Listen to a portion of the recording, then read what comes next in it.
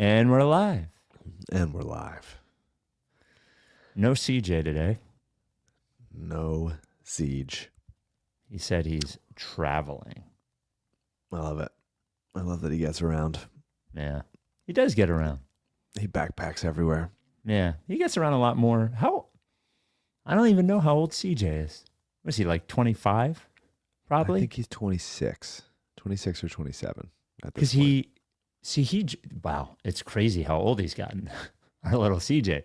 Because he joined the pod. He had already graduated college and he lost his job during COVID was when he joined the pod. And so that's 2020. Yeah, so that seems like 27. 26 or 27. Wow. CJ's pushing 30. Put your guesses in the chat how old CJ is. Yeah. We would love to know how old you think CJ is. I think he's pushing. I mean, if he's 27, is 27 pushing 30? No, not yet. Okay. Not yet. Although I would, yeah. I like 30s. 30s have been good. 20s, you're just figuring shit out. Trying to like scrounge up enough money to do anything. By your 30s, you're like, all right. Yeah, I agree with you. Getting older in that way is actually like when I was, younger in my teens and 20s, I was terrified of being in my 30s and 40s. But I'm just like, I don't know. I'm calmer now and more money now. Like, no more stuff. I don't know. Yeah. It's not bad. It's not bad. Being older is not bad. Don't be scared of it, kids. Take care of yourself. Unless you're an NBA player and aging out of your prime. Yeah. Which happens. And then you might be on the Sixers.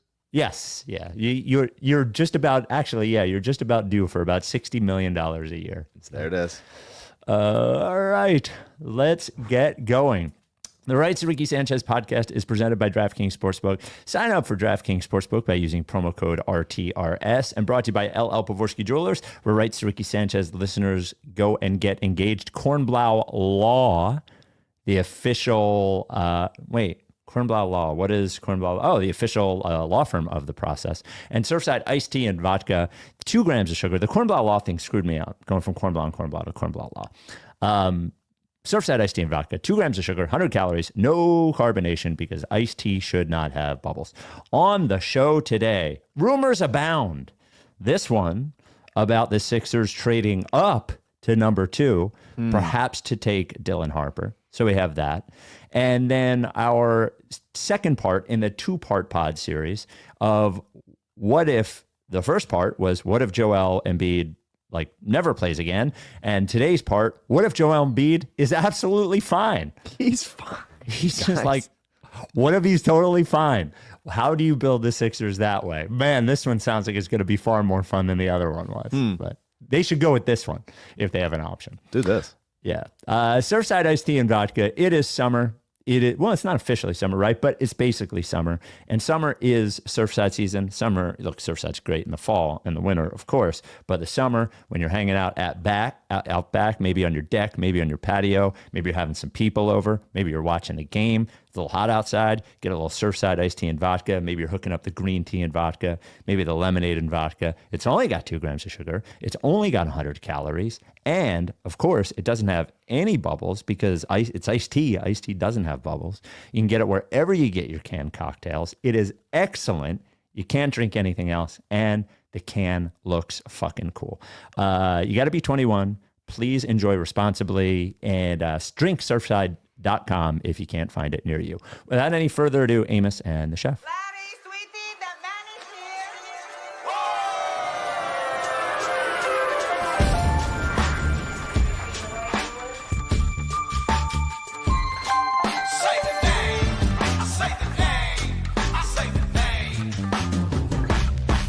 We were right, y'all. We were right. Even when it went wrong, we were right. We was right, y'all. We were right. So say the name. Say the name. We were right, y'all. We were right. Even when it went wrong, we were right. We were right, y'all. We were right. So say the name. Say the name. Say the name.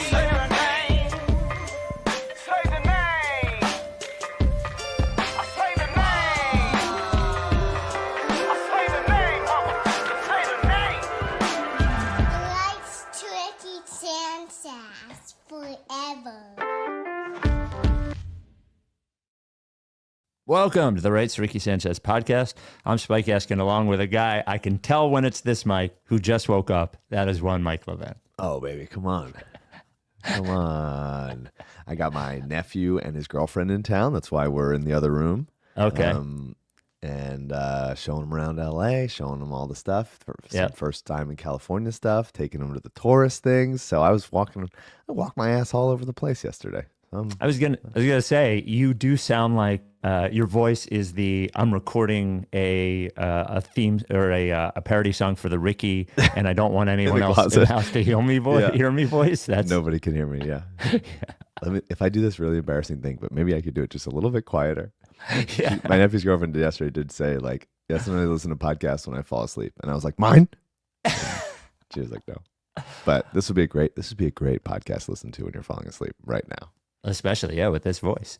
So, all right, we are in the rumors are starting to fly everywhere, right? Now, and the Sixers, it benefits them to be involved in everyone because the less clear it is what they want to do, the better negotiating position they're in if they were to want to trade. So this week, we had this rumor from Mike Scotto.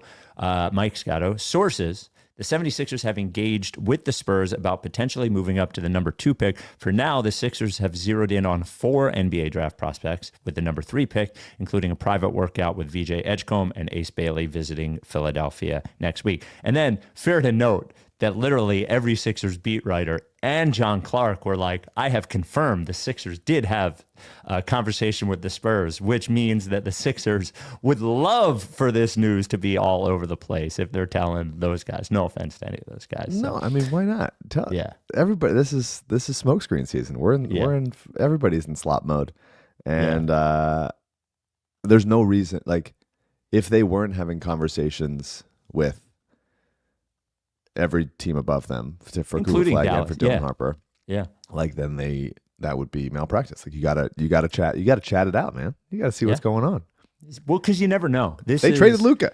Yes, you never know when a conversation will help. Well, this is not to get off track, but this is like when I see that the Knicks everybody's making fun of the Knicks for getting denied talking to all these coaches. To me, it's like you never know if a team is willing to give you their coach unless you call up and say, hey, would you give us your coach or whatever? So you never know if the Spurs would like what they want for number 2, or even the Mavs would want for number 1 unless you call up and ask. So that said, let's make pretend for argument's sake that it is like an actual consideration or something that they're actually interested in. Which I think it should be. This is for me a 2-player draft as far as like bankable, guaranteed all-star level talent. And when they were at the lottery, outside of the top, when it was like, okay, Charlotte's 4, I was standing there on stage, knees flexed, nearly seizing up with attention.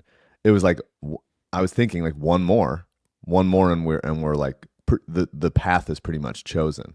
And 3 became a very like, okay, the draft starts with the Sixers. What a flexible place that they could be in. But Dylan Harper is a legitimate big initiator. Shiftiness, can get to the rim like crazy. Is a good shooter. Is projected to defend really well. Yeah. You sure? Yeah. I'm very confident he's going to be able to shoot. Okay. Yeah. He's not though right now, right? I mean, he's not. Good shooting shooter. is not like at his highest on his list of skills. Okay. But I'm not worried about him. Like, I forget who said this. It could have been Rich Hoffman. It's very, and this is a completely complimentary way. He's very similar to Markelle, where they don't exactly look the same when they play, but like as far as what their strengths are, like he's a big like 6'4", 6'5", true point guard that can play on or off the ball, that has a big strong chest that can get into the paint. And that can find his teammates. He's a really good, like, every level type of player. And Markelle's best skill wasn't shooting either, but at the time that he was a prospect, let's be clear, which still makes me very upset because this is one of my favorite kinds of prospects. He was like, this is the guy. This is the guy you want. Like, very, very Cade Cunningham type of thing. And Cade obviously became a very, shooting wasn't his best trait, but he's good. He's a good shooter, and that was not a concern for me.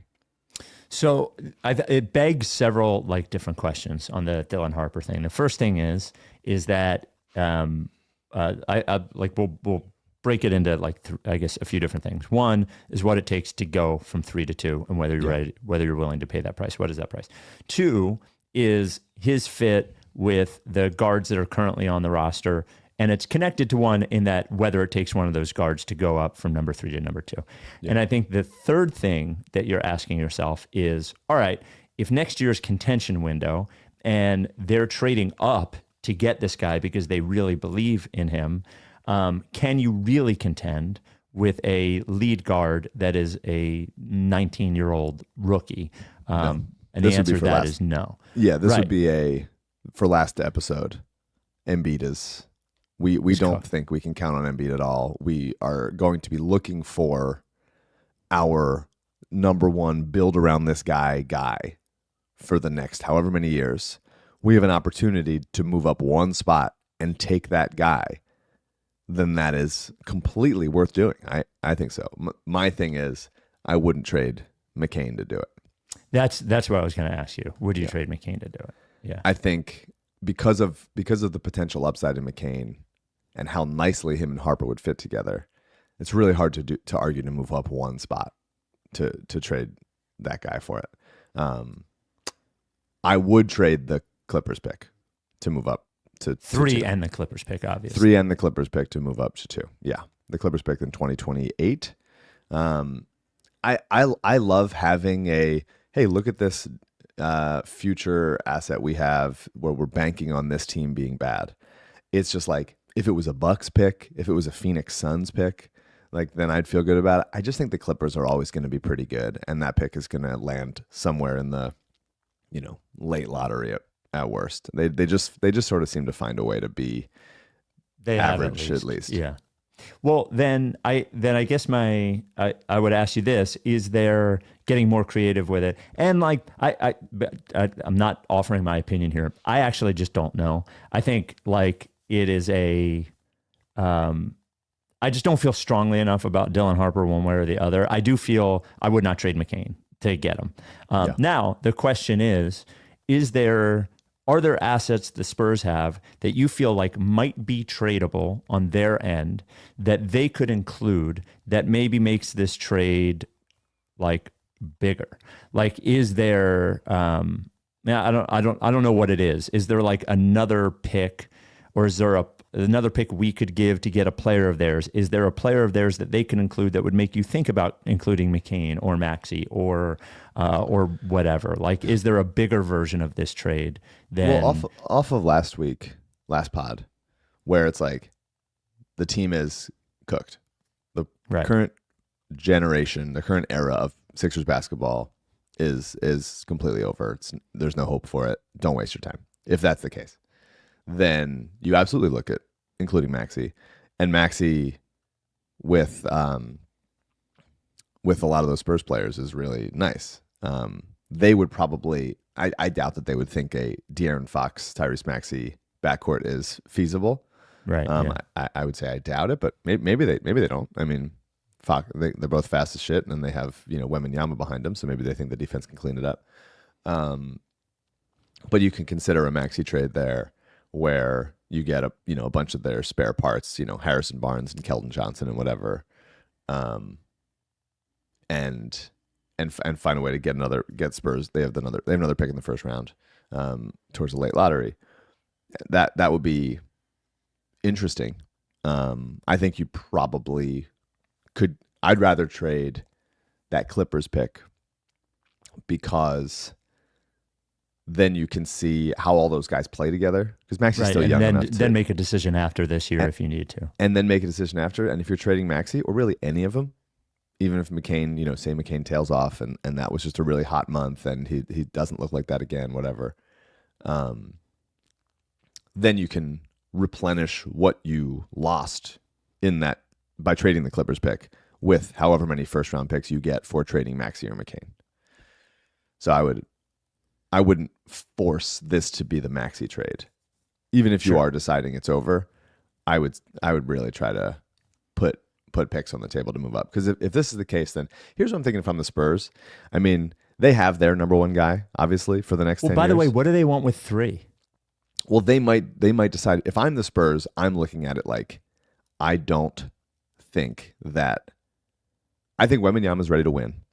I don't think that De'Aaron Fox, Stephon Castle, and Dylan Harper is the right 2, 3, 4 to put around them. I just don't think that makes sense. I would probably, if I'm them, trade Castle, because I think he just won Rookie of the Year. He has a ton of heat. People like him very much. He's a really, really good defensive player. He can get into the paint. I don't necessarily buy that he's going to be a good enough shooter to where you can leave him off ball around Fox and Harper and Wembanyama when they have the ball in their hands. I think his ultimate role, if like everything goes perfectly well, is going to be like as that kind of Josh Hardy type of thing on where he's just like filling the gaps and everything and cutting hard and all that stuff. He's obviously has more ability than that, but when the ball's not going to be in his hands because of all those other guys touching it, I think the Spurs could certainly think, yeah, we think Dylan Harper's a better player than VJ Edgecombe, but VJ Edgecombe is exactly the kind of player we need as far as like defensive, runs his ass off, can fly around the court athletically, and also be a really good catch and shoot 3-point shooter, which he has shown he was in high school. So, and we don't have to worry about him. Oh, VJ doesn't have like star level upside. Well, we have Wembanyama, we have De'Aaron Fox. That makes more sense for us if you and then I would trade Castle in a future, or hold on to him. You know, you can hold on to him in that case if they love him. So, that's why I would do it if I'm the Spurs, because you're basically going pick up more assets, bank on somebody that doesn't need the ball in their hands as much, and not have to make a hard decision between Fox and Castle if you don't think that they're if you want to hold on to that core, basically. Does that make sense? Yeah, for sure. The Rights to Ricky Sanchez podcast is brought to you by LL Pavorsky Jewelers. I have a mystery we need to solve about LL that I guess I could solve by just like texting him and asking him, but I think it's funnier just everybody's changing their name. LL might change his name. To what? Maybe add a third L. It's Barker. It's Kornblau Law. Yeah. Maybe it's finally time for that third L. Maybe. I had dinner with Amos the other night, and he remarked, we were in sort of the LL territory, and he remarked that he was going for a walk the other day, and he believes that LL may have been yelling hello to him the previous day, but he doesn't know if it was him or not, and he did not acknowledge him. So instead of just asking LL, I'm putting this on the podcast, and maybe they can figure out if it was LL. I'm sure I got a text from LL within 7 minutes now.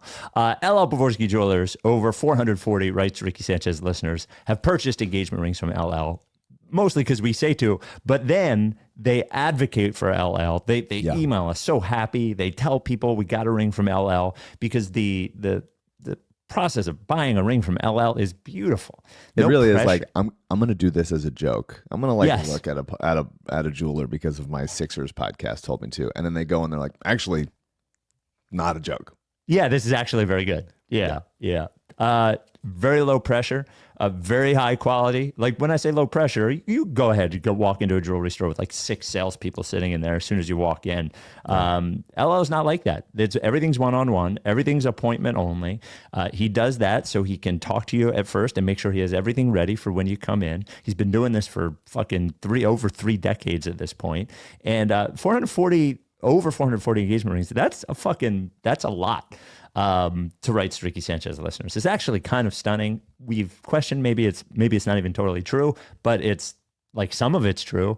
And if you're going to buy an engagement ring, if you're going to get married, LL is the guy you get the ring from. You're going to get a great price. You're going to get treated the right way, and you'll be super happy with it afterwards. And then you got a guy for jewelry from that point on. If you want to make an appointment, 215-627-2252, Lee at llpavorsky.com. You can do everything, by the way, virtually if you want. You don't even have to come into the store, which I recommend, but you don't even have to. You can tweet him at llpavorsky. He is a supporter of our charitable efforts with Providence Animal Center and Mama T's Community Fridge. LL Pavorsky Jewelers. LLL Pavorsky Jewelers. There it is. It's coming. We did get speaking of the draft. Last thing on the Harper thing is it really would be picking a path. It really would be determining that this is the best guy we can get, where we think this is a new build around type of thing. That's my question for you. Under no circumstance would you do this, or under very little circumstance would you do this if your idea is let's compete next year?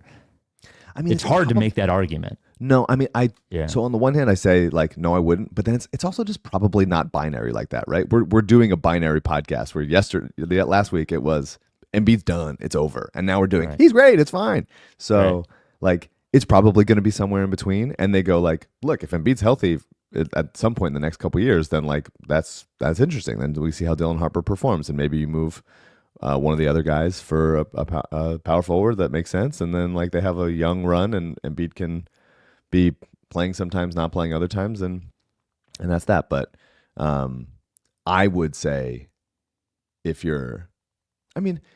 guess there's an argument that if the Sixers value the Clippers pick less than other teams do, like than the Spurs do, then they think, oh, that's a future upside that the Spurs could then use to one day add for a package into a star, you know? Mm-hmm. Then it's not unreasonable to think, yeah, maybe Embiid's could be back at some point in the next couple of years. Yeah, it depends on cost. I'm assuming in this world that it would just take to move up one pick, that it would just take a future unprotected pick. And by the way, that would it would also suppose that nobody else is willing to offer more than that to move up to 2, which is why, by the way, I think this is all sort of unlikely. But I don't know. I guess my argument to that would be the Spurs still, the Sixers have the benefit of still having the 3rd pick. You know what I mean? Like they're still right there. So it's not like the Spurs have to go, oh, okay, we'll trade out of this lottery entirely. Oh, well, we don't. The Spurs are in a place where they're like, this is probably the last top couple picks that we're going to make. For their sake, I hope. They haven't made the playoffs in 7 years. For sure. So they probably assume that this is their last one. And so that's partly why if I were them, I would probably just take Dylan Harper and move one of the other guys. But if they believe in the other guys so much and they want to like set themselves up for success, and they think VJ Edgecombe is like the perfect kind of player, high motor, athletic, defends his position, is a willing catch and shoot guy, and would just be like a good culture fit for them, and plays college basketball in Texas, then they could just go like, yeah, why wouldn't we move down one spot to take this guy and pick up a future first-round pick, which would help us trade for the next Giannis or whatever, add to the package of that. And by the way, maybe they trade down twice. You know, like it's entirely possible they take that 3rd pick and then they trade that 3rd pick. So sure. I'm assuming that they would do it for VJ Edgecombe. He just feels like the kind of guy that they would want over there. But I suppose it could be for if they think Ace Bailey is a monster. I would find it hard to believe, but. We did get this email from Jeremy, Rights To Ricky Sanchez at gmail.com. Look, I've been listening to you wax lyrically about who is great and who's not from the draft class this year. We need receipts, though. Would love if you comb back through previous drafts and provided 3 picks, don't need to be top picks, that you fancy that turned out to be studs, and own it with 3 picks you were adamant about and flamed out. We need to know how much we can trust you guys when you're talking about VJ, Ace, and Trey. Non-basketball question, thoughts on Nathan Fielder. I have all my previous big boards. Our big board pod is the next pod. Do you have all of yours? I have all of mine. I'm sure I could find them. I think it might be funny to go through a few previous years and see in that big board pod. Maybe if people have particular questions about what years they'd like us to go back through. Yeah, but I remember my hits and I remember my misses. Like I was right about Donovan Mitchell. I was right about Halliburton. I was right about SGA. But it would be interesting to see where they are in big boards as well. Well, so it's all with boards, especially like, and you're seeing this if you look at mock drafts and and top 100s and stuff around the draft class. There is such a reluctance to like actually move anybody that far up out of something. Like even if you love, say, we're talking to Jay Kyle, man. Say you love Thomas Sorber. Say you think Thomas Sorber, who's a center from Georgetown, is better than Kaman Malawach, is better than Derek Queen. I think, you could think he's a top 8 player. If somebody mocked Thomas Sorber into the top 8, like that would be so against consensus that it would be like scary to do. So they would be like, I love Thomas Sorber. I'm going to put him at like 10 or 11, Yeah. I've brought this up before. I actually mentioned it to Amos when we were doing the pod, though. I do think the one thing about that I try not to do with the YouTube thing is because I'm not a draft guy. I can put people like wherever I want. Yeah. I do wonder where people's big boards would fall. I've always wondered this, and I wonder it with football as well. What people's big boards would look like if they couldn't see any other big boards. If they never looked, yeah. Like, sure. Because that's what I want from people. Like, I want you to tell me, like, I like that, even though I almost bullied him out of it, I like that Olinger was like, yeah, take Derek Queen at 3. Like, if you really believe it, it's not a very precise science, this shit, So, but people, to your point, people are, because this consensus builds, it gets very hard to move people out of where you really think they should be. But I also think that consensus builds not only for draft writers and podcasters, but also like people doing the drafting. Yeah, like teams, yeah. I think that there is like, it's hard to shake off the like, well, this guy was second in RSCI, like he's probably good. I mean, less so in football, by the way, way more in basketball. Football, like the way that guys will rise and the way that like guys will go different than where they were mocked is far more in football than it is in basketball. I would say that's probably because, or at least partly because, there's more years in between where they are as a high school recruit to where they are getting drafted.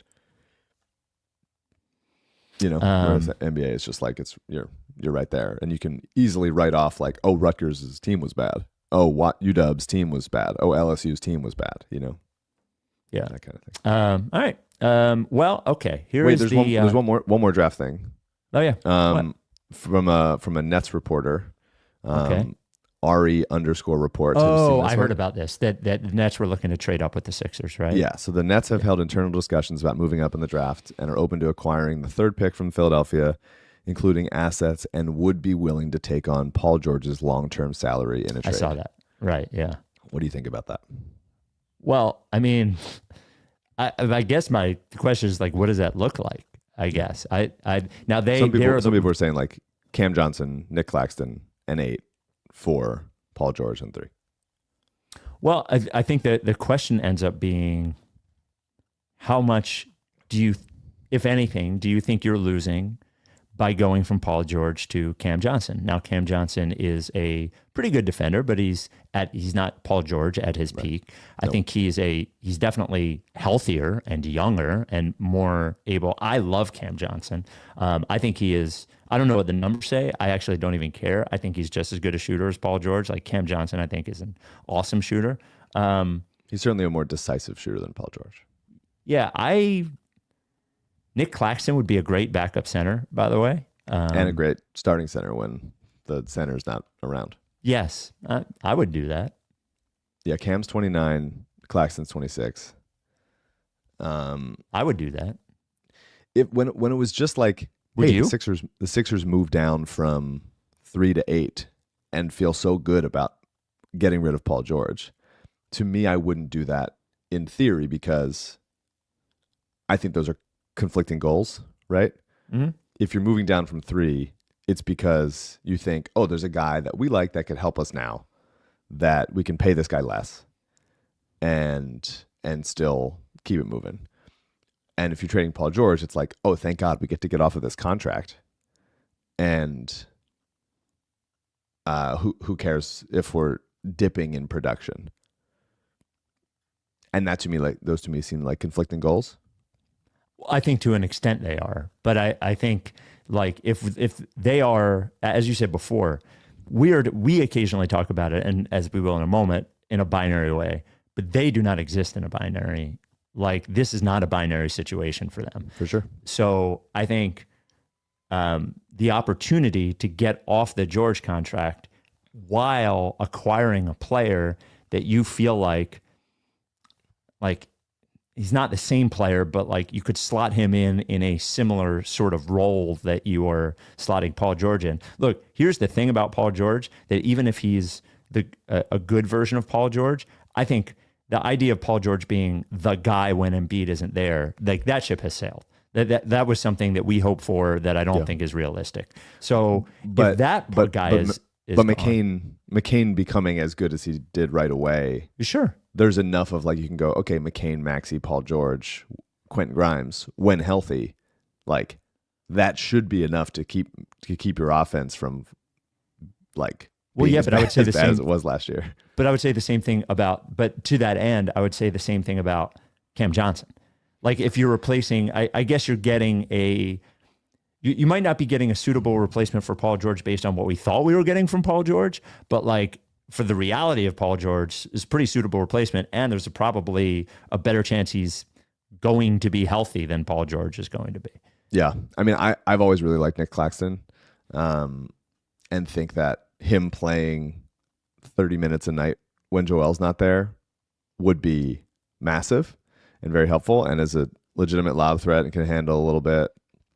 If you'd be putting a lot of shooters around him, you know, where it's like Maxey McCain, Quentin Grimes, Cam Johnson. That's light on defense. That's very light on defense if you're trying to actually compete. But if you told me, hey, you move Paul George, you get off of this contract, you're more flexible down the road. Okay. You pick up Cam Johnson, who's one of the better movement shooters in the league at his size. Great. Can play a little defense, not totally vulnerable. Fine. You get Nick Claxton, who's going to be starting center for the 30, 40, 50 games that Joel's not there. Solid. And is a really good backup when he's not. Amazing.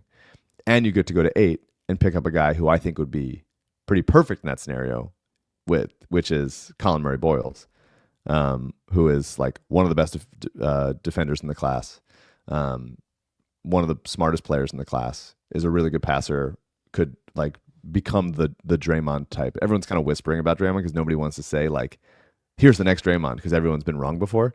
But I'm not saying he's going to be a Hall of Famer and one of the most important players in modern basketball history. Obviously, Steph made that possible. Yeah, but I was going to say, Draymond could end up, not that he wouldn't have been a good player, but Draymond ends up in like 90 other situations. We're not talking about Draymond. For sure. But everyone's a little scared of saying that kind of thing. Colin Murray-Boyles is just like going to be a really positive player doing some of the similar stuff that Draymond does. And I think will be a better offensive like initiator than Draymond is. And that to me is like that seems a really nice team. That's a really nice team that could build for the future and also compete in a little bit now. Like that's interesting. And you get off of Paul George, that's fine. I guess part of me is still holding out hope that Paul George can be the like very above average, like secondary initiator, really good defender, catch and shoot guy, like all that stuff. But the contract looks obviously awful right now, considering how bad the team was last year, considering how bad he was last year, considering how unlikely it is that Embiid is healthy long term. But I'm finding it hard. This is just me being completely honest. I'm finding it hard to like shake off the idea that like, hey, they got Paul George in free agency. He decided to come here. And he's really kind of perfect for what you want on court next to Joel and Maxey and those kinds of guys. So yeah, it's hard for me to shake the possibility that it goes like a lot better this year, but if you can get off the contract, you probably can. I just give one more thing to you that might put you one more foot in the let's hear it in the Nets thing. Well, Cam Johnson does not have a podcast. That's so interesting. Yet. Did you Google Cam Johnson podcast just to make sure? I did not. I guess I could be wrong. Actually, yeah. I guess I just don't know about it. He has a cooking podcast. He's just learning about that would be fine. What he actually, cooks. that would be fine.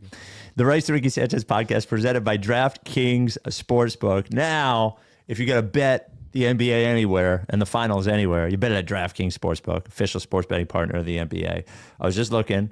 Okay, so series is 2-2. Thunder are now 9.5-point favorites for Game 3. Let me look at the series price here. Thunder minus 450 to win the title. Pacers plus 350. Just for context, Pacers before the season were plus 6,600 to win the NBA championship. I don't know if anybody has those futures. Would be pretty big. Now, it really felt like last night. So if you're going to bet the finals, bet them at DraftKings Sportsbook. You can bet futures. You can bet the game. You can do same game parlays. If it's your first time, if you're a new DraftKings customer, you use code RTRS. You bet $5. You get $300 in bonus bets if your bet wins. It felt for most of that game last night like, oh my God, the Pacers are going to win the title. And it was very strange. I thought their fourth quarter offense, like for a team that always seems to run their stuff, even in crucial situations, they went a little like hero ball-y, I thought the Pacers did in the last few minutes of the game. So I don't know. Now it feels like most of that game, it felt like, oh my God, the Pacers are going to win the title. Now it just feels like the Thunder are going to win the title. I'm about to watch the game after this podcast, so I don't have really anything to say about last night. But I mean, what a series! This is just two fucking great teams that play their fucking asses off. It's a joy to watch. They're defending their ass off. Their offenses are like very different, and I think you're right. Like the Pacers have the way that they do shit, but also have the Halliburton goes ISO, Siakam goes ISO, Nembhard goes ISO, and can get good offense out of it. Like I think the answer is you have to be versatile and composed and be able to do both. And they have been so far through the series. I mean, it's 2-2 finals. This is fucking amazing. And dude, by the way, like TJ McConnell having fucking moments in every one of these games. The play in Game 3 when he like catches the inbounds, like he just got he just like caught a bullet in his teeth, like unbelievable. It was real pick six looking. And I feel this way. Obviously, we feel special about TJ, but like I look at all these guys having moments. Alex Caruso having a moment in the finals. Ben Mathurin having moments in the finals, like going off in Game 3. There's a ton of these guys that you're like, for a decade, to 15 years, whatever. Everyone's like, it doesn't matter unless you have stars. Doesn't matter unless you have stars. Including us. Including us, 100%. I was mainly saying it, but like, there's these teams are fucking teams. And they are there playing as a team, and different players are contributing. It is a real vote of confidence in legitimate depth. And the Thunder have been doing the have multiple guys who can drive, pass, and shoot for a long time. That's like up and down the roster. There's those guys, but finding those guys that can do that and also defend like crazy. I love the finals when it started. I've been enjoying every moment of it. I'm excited to watch Game 4. It's just really good basketball, and I'm interested to see how it affects this offseason, because it always does.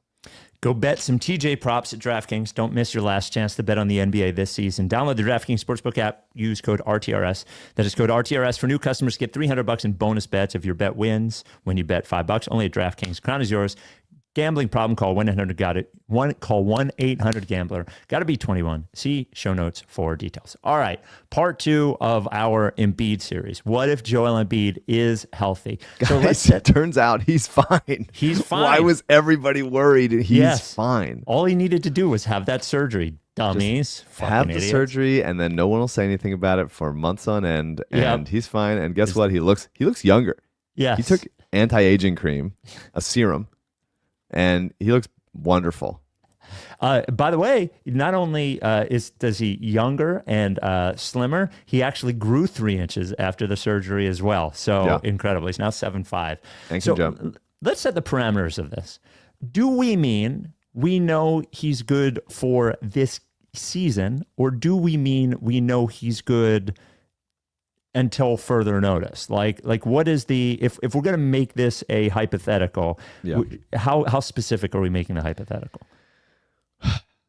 I guess let's say his next 3 years, this year and the 2 years after it, are very similar in health and availability and performance. 55 games? To the previous 3 years before last year. Yeah. So 55, like 22, 55. 23, 24, when he was winning the MVP or finishing second in MVP.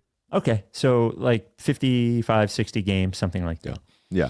And a coin flip if he's available in the playoffs. Okay, and that is for the next 3 years. I think that's important this year or next 3 years.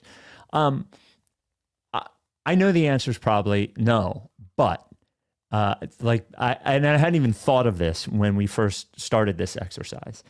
But if you know that and the other teams know that, would you give any consideration to being given this mulligan and saying, not a mulligan, but saying, well, do you believe in him enough to not trade him at that point?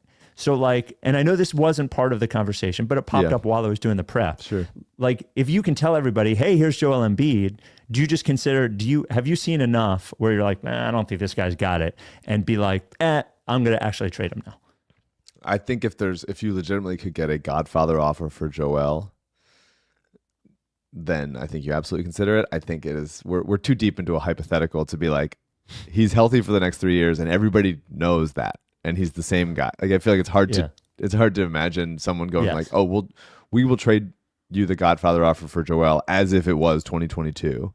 Hard to fathom that at this point. But if that happens, say like, I don't know, say he plays at an MVP level for the first half of the season.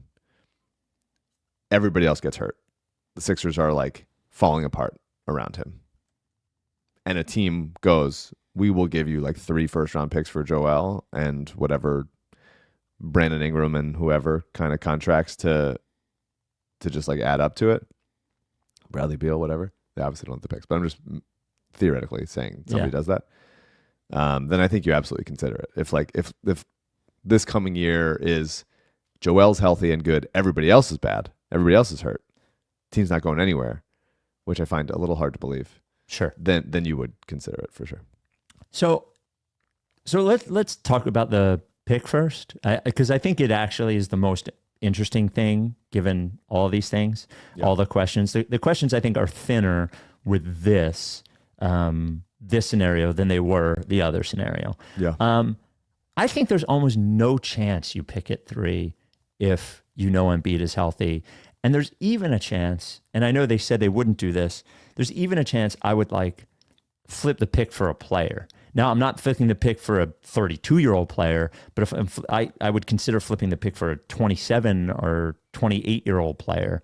If you know Embiid's going to be healthy and you know you're going to keep him, like the odds of even the guys who we think could help most quickly, like VJ Edgecombe, the amount he can help at his age, like is much less than I think you could get on the trade market. And I think you would have to really, really consider either a big trade back, like out of the lottery with a player that you really, really value, or a trade out for a player that you value a ton, that you think can help you win a lot right now. Yeah, it's so much easier to do the last podcast when it was like, Embiid, you know he's done. It's done. Yes. Versus now, Embiid, you know he's going to be right there. And it's like, but do you? Like, I mean, we're setting a hypothetical and being like, how could you go for that? I mean, I could see VJ Edgecombe being helpful in a playoffs the way Case and Wallace is being helpful in the playoffs. But yeah, even Kaysen has been a couple years in the league, so he's and they have a much deeper team, by the way. Like they have fewer needs than we have. For sure. Yeah. I would struggle to find, outside of like Trey Murphy, somebody that I would go, I will trade the pick for this kind of player to move out completely, rather than Trey Murphy and 7, because it would be like Trey Murphy for 3 and like a future Pelicans pick. That'd be hard to do. Other than that would be interesting if they wanted to trade it for Trey Murphy and a future pick. That's something I would certainly consider. But there's not that many players that fit the bill of like young enough to be ascending, but not so good that team would hold on to them because they're so young and still ascending. And that's hard to find those guys. So I would still prefer trading down, picking up a rookie scale contract in the lottery for one of the guys that I've talked about 100 times, which is like Herb Jones. Is Herb Jones, can I ask? Yeah. He feels like a a candidate for, we become obsessed with him, we finally get him, and we're like, wait a minute, this guy isn't much of a functional player offensively. What are we doing with this guy? He is a fun. That's gonna, well, on the Sixers scale, that's gonna happen to anyone. Okay, sure. But he is a functional player offensively. He is still just 26. He turns 27 this year, so he's like in his prime. And he's long. He plays really, really, really good defense. The shot would be like the concern. He had one season where he shot 42%, and every other season he's 33, 34, 31. But he's a good free throw shooter. Like in a functional offense where he's open all the time, I would believe in him doing that. He's a good 2-point shooter. He runs the floor. Like, he plays hard. He's a good player. Is he, a savior? Like, no, but you could put him him and Paul George could be the forwards on this team, and you would feel good about the offense and the defense. I would, but yeah, I mean, like him, Tari Eason, Cam Johnson is another. Obviously, we talked about him 100 times. That kind of thing, where you'd move down to the 7 to 11 range. Tumani Kamara, you'd move down to the 7 to 11 range and pick up a guy that you believe in, whether that's Colin Murray-Boyles, who we talked about, whether that's Derek Queen, who I would like a lot more at that stage of the lottery than I would at 3. Yeah, the Queen thing is interesting because he is going to be a really good rebounder. He would help Embiid. Embiid would help him on the back end, and having that level of driver and passer at his size when surrounded by those other guys, when he's not making like $11 million a year, he's making like $5 million a year, would be really interesting on a good version of the Sixers, on an everybody's healthy version on the Sixers. You put Queen next to between Embiid and Paul George, and have Maxey, McCain, Grimes as the guards. Like, that's a really good team. That's a team that could contribute right away. Queen, I would think at that stage, even if his shot's not there, I would think he'd be very helpful as a player pretty much right away. I don't think this gets it done, and my guess would be you're not interested, but would you trade Paul George and the Clippers pick for Kevin Durant in this case? Paul George and the Clippers pick for Kevin Durant in the world where Embiid is very healthy. Yeah. Probably, yeah. Yeah. Probably, yeah. Now, the twist on this is, I was reading the report from Shams, is the team that Durant goes to is likely going to have to give him a 2-year extension at $60 million a year. And boy, that wouldn't you rather so then that would be the exact same amount of years you have Paul George signed to. Yeah. And Durant is older than Yes. Paul George. Yes. Yeah. By 2 years, I think. Yeah, I mean, you'd rather have Durant than Paul George, even at his age. You'd rather have Durant mentally than Paul George, constitutionally than Paul George at his age. Just to be like, Durant, you want some motherfucker next to Embiid, and Durant certainly is, and Paul George certainly isn't. And also KD, you could put KD with, say, Yabusele stays. You could put KD with Yabusele, and like your backline defense is better around the rim because KD's a better rim protector than PG. But yeah, I mean, he's certainly old, but I mean, it'd be really cool to have Kevin Durant on the Sixers.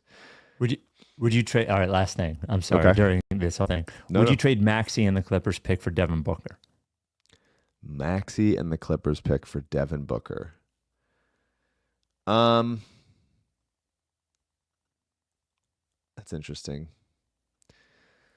Again, I don't think Phoenix would do it, but Probably wouldn't. Yeah, they love him. I mean, he's the guy I think they want to keep. So he turns 29 at the start of the season. Yeah. Um, His game's probably going to age pretty well, I would imagine. He's a really good player, plays hard. I love Devin Booker. Is probably just more capable as a defender than Maxey has turned himself into. Not that Maxey also took a big step, but size-wise. It's interesting. He's improved a great deal on that end, by the way. Devin Booker used to be a laughing stock defensively. Absolutely. Yeah, that in a world where Embiid is healthy. Yeah. For sure Embiid is healthy. I will say Devin Booker, he's not as good of a shooter as you want him to be.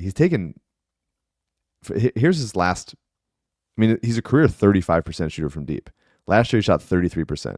His best year from deep is 2022, where he shot 38%. Yeah, I don't care. I kind of. I'm with you. Yeah. He gets to the line, like he plays his ass off, but like you kind of want him to be. And also, those teams have. I mean, at least over the last few. You would think for couple of years 1 have year he would largely have stunk. He's had 2 years in his 10-year career where he shot over 36% from three, and he's taking difficult shots and stuff. But at some point, like that just becomes, well, why are you taking so many difficult shots? Like you should take better ones. And I mean, he's obviously a stud, but you kind of wish that he was completely automatic from three, and he kind of isn't.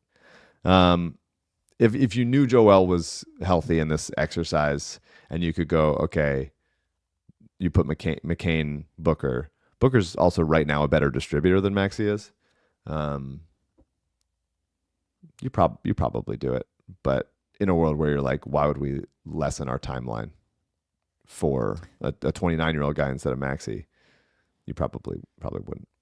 So what else am I not thinking of? You definitely re-sign Grimes.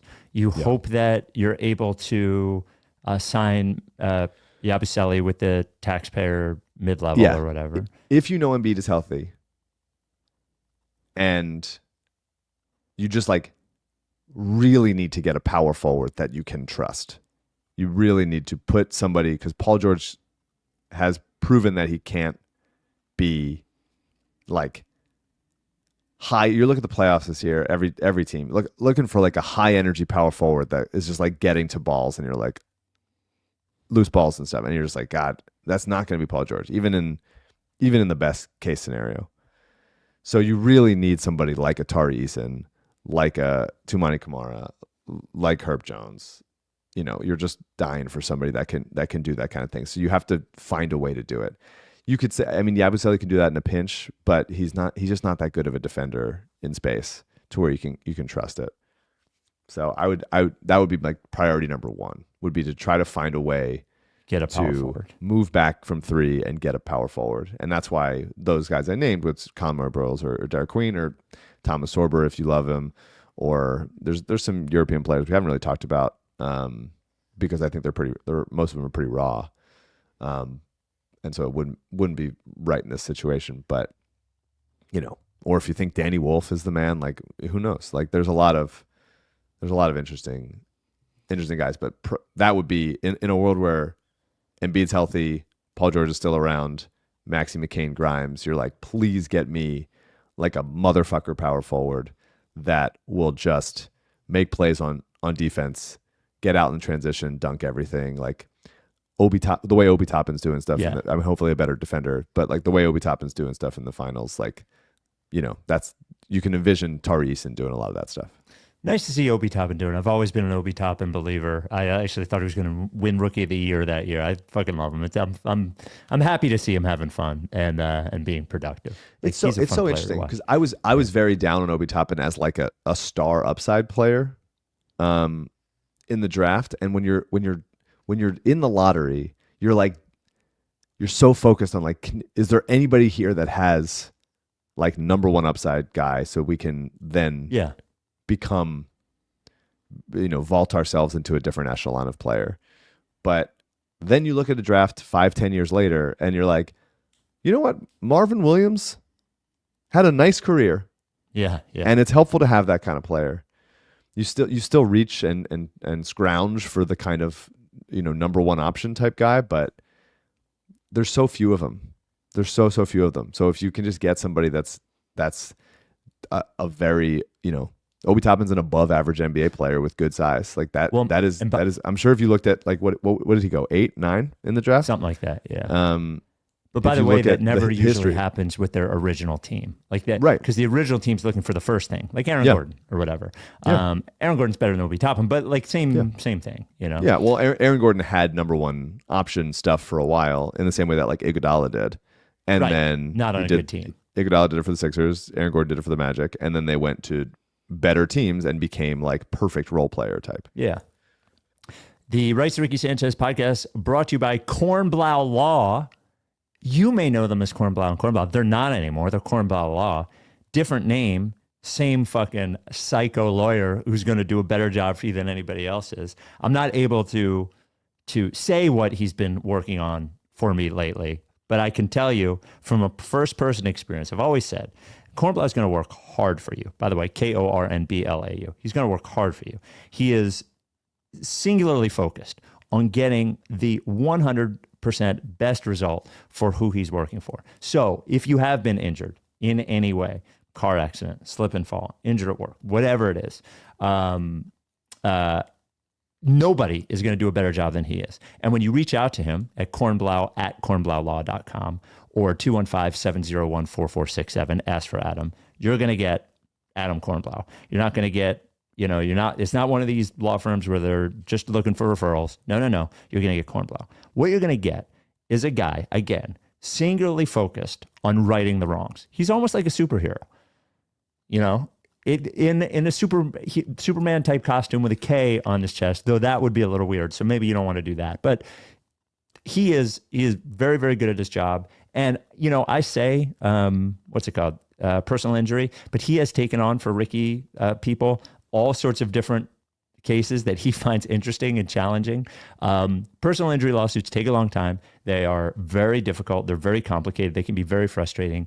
You need a Ricky partner when you're doing something like that, and that is Kornblau. Say again? Need it.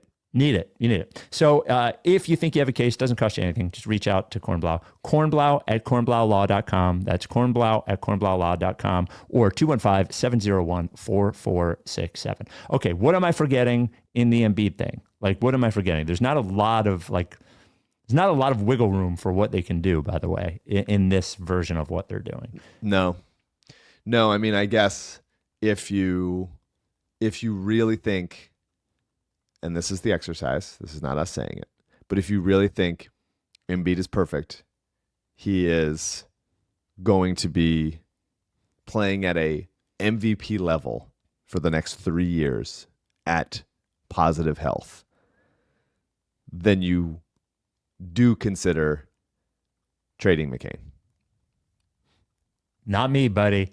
I understand. I'm not saying I'm like pushing it, but I'm saying like you should consider trading McCain because what is the type of player that you do it for? Like, I mean, it's still like a very high level power forward.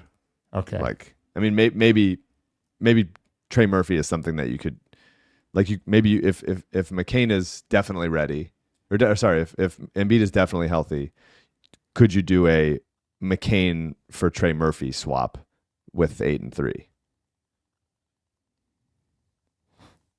Not me, buddy. I know people love Trey Murphy. I just like, I know, look, either my opinion that has developed on McCain is either going to age great or really, really poorly. But I'd be terrified to see him on a different team. Yeah.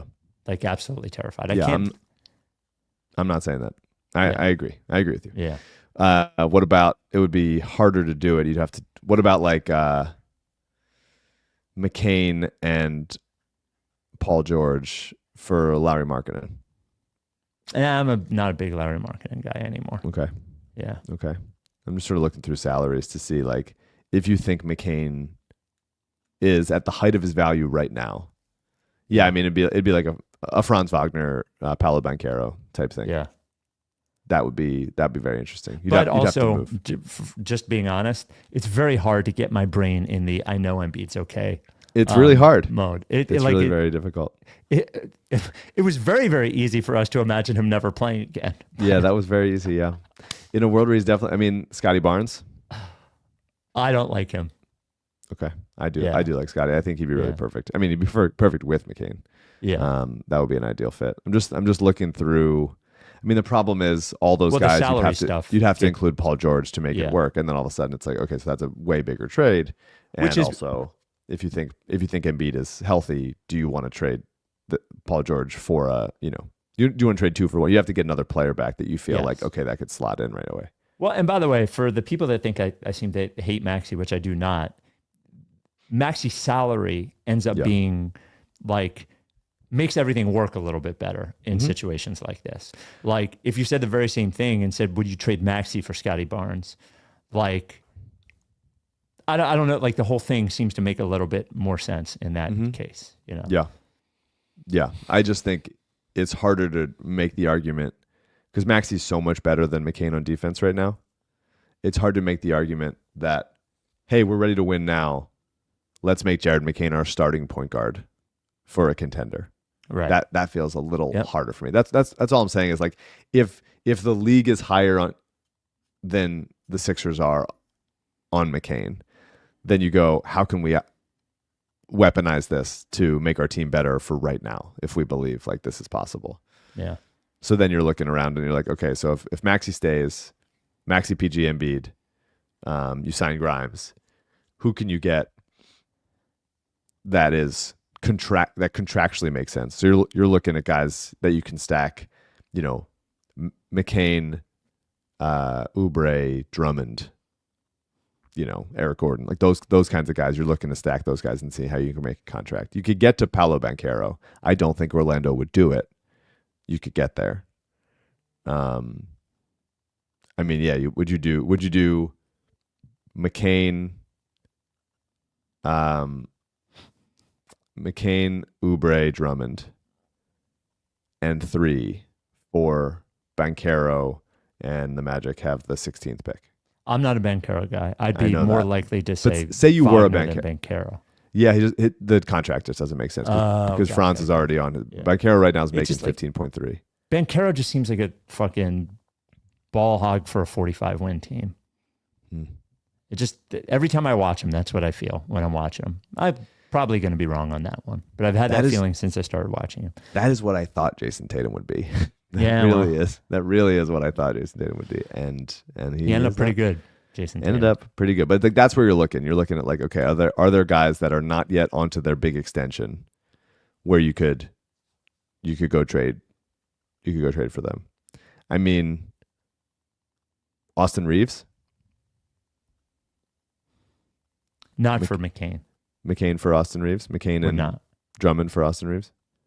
Would not. Okay. I'm just scrolling through. Could see the Sixers thinking about it. Yeah, maybe. I wonder what the Sixers think of McCain. I do. I think they think very highly of him. Okay. I think they think that it is wild that he was as good as he was right away last season, and the type of, I mean, they did the same thing with Maxey, right? Where you go like, okay, we had him pegged at this kind of, if you're looking at a graph, because I'm sure they're using graphs left and right in that office.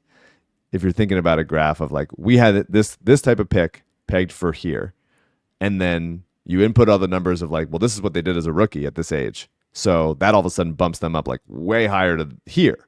And so what is this kind of player's career arc when they start from here? And then they're looking at it's like, I would assume based on that rookie year, based on that month, and it really was like a month and a half, that you can go, that guy's a multi-time All-Star.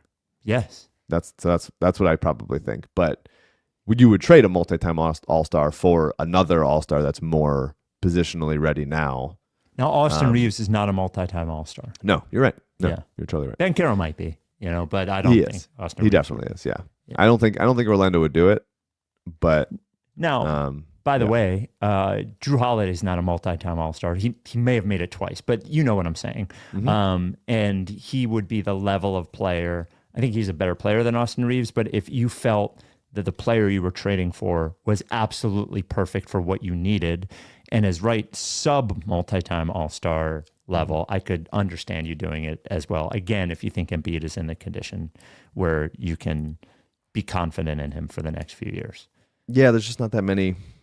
I mean, like, I guess you could go down. I'm in the 7 millions right now. You could go down to like Bilal Coulibaly, who's like an interesting player and is like a way bigger size, but like he hasn't played enough winning basketball or important basketball where you go like, all right, yeah, we're trading McCain to get out of that. Yeah. Coulibaly probably projects as a more dynamic two-way player, but it's hard to. That would be rash, I would say, to move that kind of player. Can we've what I felt like was a relationship advice email for somebody who really needs our advice. Oh my God. If they're coming to us, they're already. Yeah. Well, it was like, it's a real question. Sometimes it's like, I'm like, this guy will figure it out. But this guy, I don't know. It felt legitimate. I keep my heart under my pillow with my teeth in a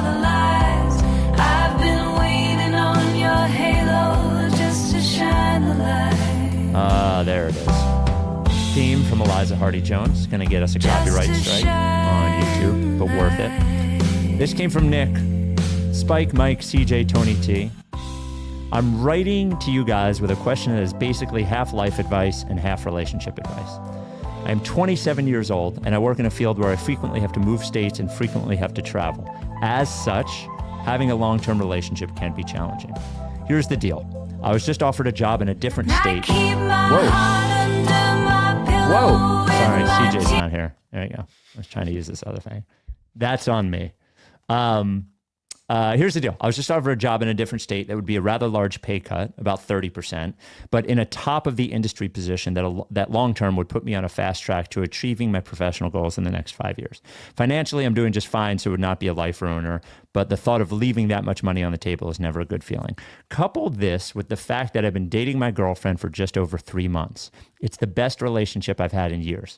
We hit it off right off the bat. Nothing feels forced or difficult. However, her whole life, sisters, friends, are in our current state. Also, I recognize I'm still in the honeymoon phase, and this is extremely early in the relationship. I was upfront with her and told her about the job offer. She completely understood why it would be good for my career and me having to take it, and said, I think my company has offices in this state, and hinted at being open to eventually moving there down the line. However, I would feel way too guilty making her leave her life here, especially after only a few months into a new relationship, no matter how great this relationship has felt. I guess my questions are, 1, should I take this job?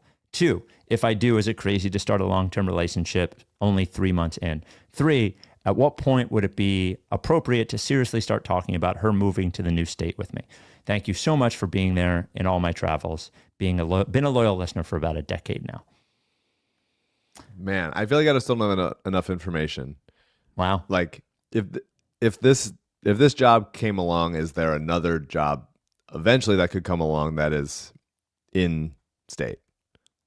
The fact that you're moving it's a little bit like trading Paul George and moving down. Like, it's like you're moving states and also taking a pay cut. That is very tricky. Also, I mean, if you're fine money wise, then whatever. But yeah, it's like if it's just because this job could lead to another job that is like fulfilling all of your career goals, then it stands to reason that there might be another one that comes along that doesn't like upend everything. When a couple moves together and goes like, hey, we've been around a long time, this opportunity came, we decide together, we move.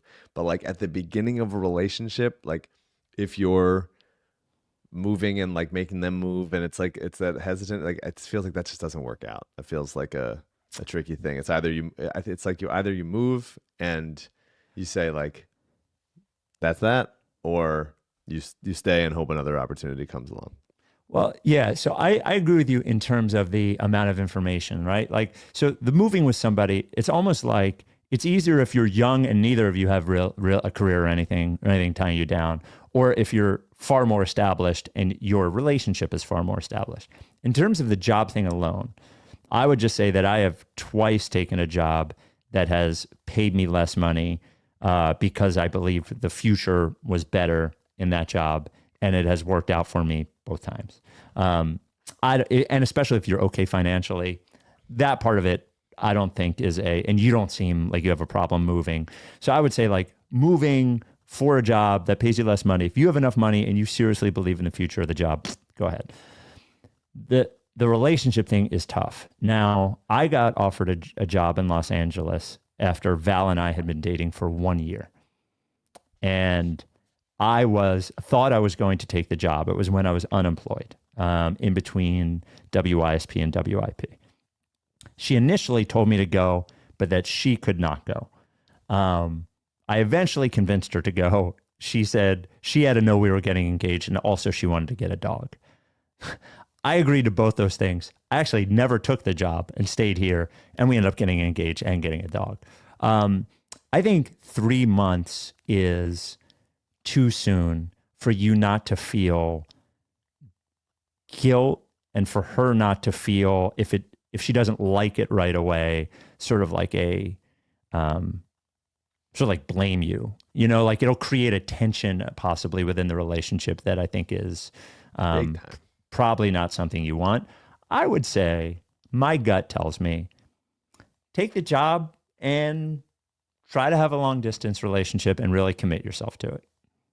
Like I would say, yeah, that would be my don't gut. don't take the job. Expect that another job like this would come along. It's the moving and also a pay cut and also leaving a relationship that you're excited about.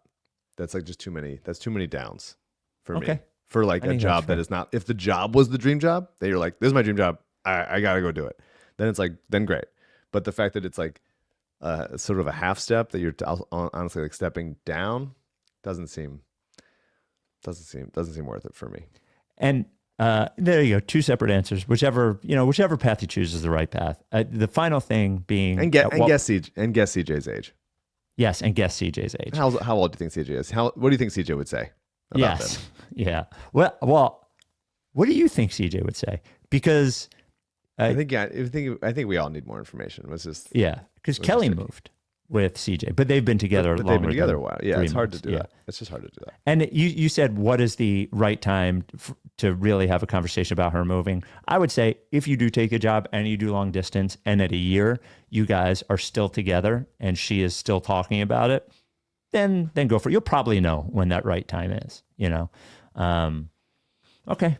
Well, we're giving advice to the Sixers. We're giving advice to relationships. It's all going to work out. Embiid's fully healthy. Embiid is fine. Yes. As Embiid you heard. is helping that guy move. Yes. Because he's so good. His knees are working so well.